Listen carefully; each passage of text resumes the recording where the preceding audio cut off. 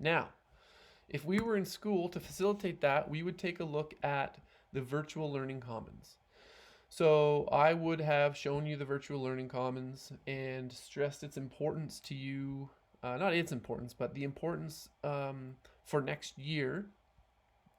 You are going to need to access academic databases in order to use. So it's essentially um, you're going to need to stop using Wikipedia, and you're going to need to start um, you're going to need to start focusing your internet research on peer-reviewed journals.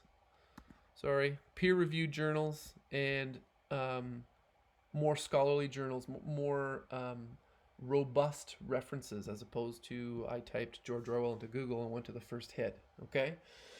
So I'll show you right now what this looks like, and this is the password thing that I was unsure of.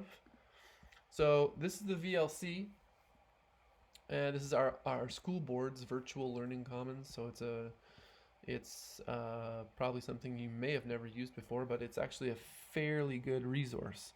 So we're gonna go up to games and databases here, and when we get there, we see this is a list of all these databases that you have access to through the VLC. We're going to go down here to grade 9 to 12 English. There's 34 of them. And then under types, we want information resource. And all vendors and providers is fine. So this gives you this list here of possible resources. So just for the sake of showing you, I'm going to go to this first one here, Britannica High School Edition. Now, I previously logged in with the password that I mentioned. I'm positive there's a way for me to see the passwords on my computer, and I feel stupid not being able to do so. But anyway, once we're in Britannica here, I'm going to keep working on that. If I figure it out, I'll send you guys the password, the login and the password. Anyway, we're in the Britannica School. It's like an online encyclopedia. So we type in Orwell up here, and we get all these results here.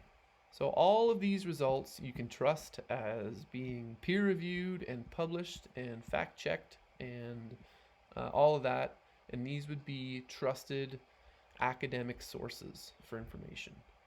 So if we're looking for biographical information, we have the first thing on the list here is quite a long, actually not too bad, a biography.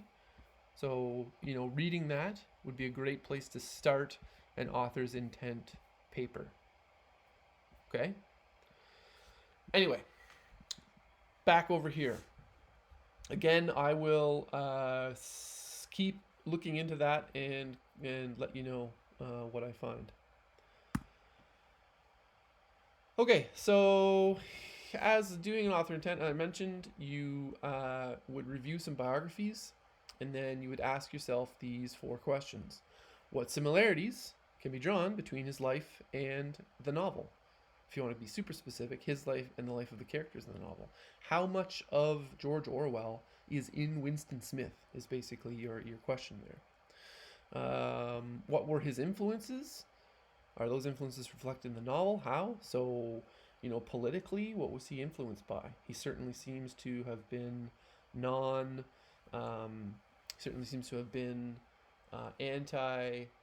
anti-fascism, and I think that is reflected in the life of Winston Smith. Although ultimately, the conclusion of the novel seems to say that anti-fascism is futile, but nonetheless.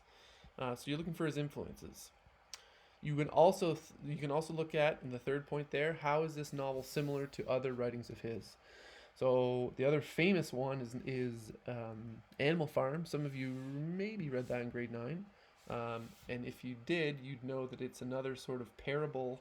It's another sort of book about sort of the common person getting screwed over by the government. So, there's some connections to be made there just because it's animals. doesn't sort of obscure the message of 1984. Okay, so lastly, go deeper. Can you find any writings or YouTube videos about what his intentions might have been in writing this novel? Now, I just blew myself up entirely. Please don't use, Socialist 42796 on YouTube as a quotable source for your essay. If he or she has some things to say about Orwell or anything like that, but just use your, have a sense of judgment. Use it when you're evaluating sources, possible sources to use. Okay. This would have been the sort of assessment task, the independent task for you to do for this portion of the unit if we were in school. So basically, you need to grow a magnificent pencil mustache or handlebar mustache, or whatever you want to call it, and then write a letter as George Orwell, where you explain the connections. So again, you're not handing this in. I don't want to. I'm not going to mark it, but it's a bit kitschy, I guess. But the act of you trying to explain to readers the connections between yourself and 1984 as George Orwell would be helpful for you as an exercise to kind of think about those things, think about those connections.